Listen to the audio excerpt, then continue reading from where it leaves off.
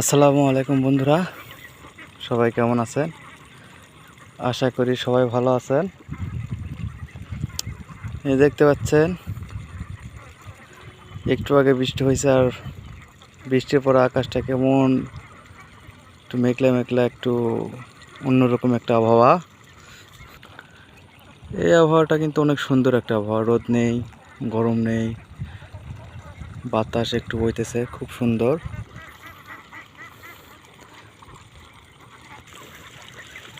দেখতে পাচ্ছেন এই যে হাঁসের বাচ্চাগুলো ছেড়ে দেওয়া হয়েছে ধানের জমিতে।